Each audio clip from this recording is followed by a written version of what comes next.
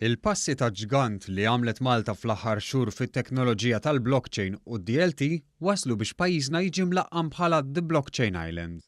Però minkejja dan, ftit huma dawk li verament jifhmu x'inhu l-blockchain u x'jista' jfisser għal ħajjiet u l-futur tagħna. Għaldaqstant Matthew Sacco u Jasper Detraford, żewġ professjonisti fil-qasam ta' teknoloġija u servizzi finanzjarji, issieħbu f'inizjattiva ta' diskussjoni fuq x'inhu blockchain sabiex dan il-kunċett jinftiem anke minn dawk li huma ġodda għal din it-teknoloġija.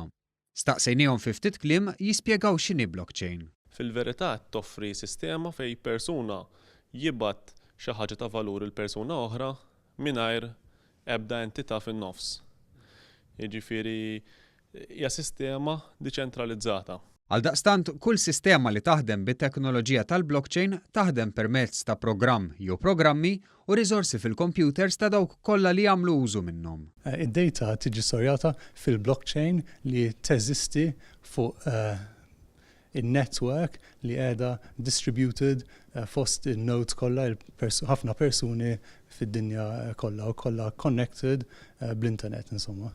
Min ġast jibgħat transazzjoni normali ta' flus, per eżempju, min jħossib li jiċċekkja li dak il-flus jistgħu jinbagħtu, min jivverifika it-transazzjonijiet u għalhekk hemm dinamika sħiħa li aħna nsejħula bħala blockchain. Din is-sistema għalulna tista' tintuża f'bosta setturi u tipprovdi s-sigurtà fuq l-awtentiċità u l-korrettezza tal-informazzjoni. Hemm diversi teknoloġiji li jistgħu jsolvu problemi u l-blockchain hija waħda minnhom bit-tajjeb u l-ħażin tagħha.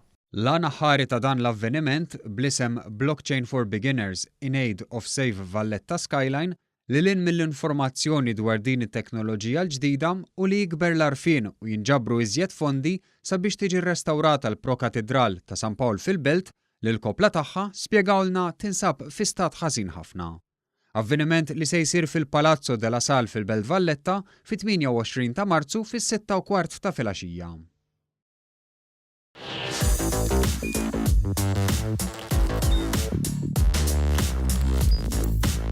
Idħol fuq one.com.mt u hemmhekk tista' tara l-programmi kollha li jxandru fuq One permezz ta' One Play.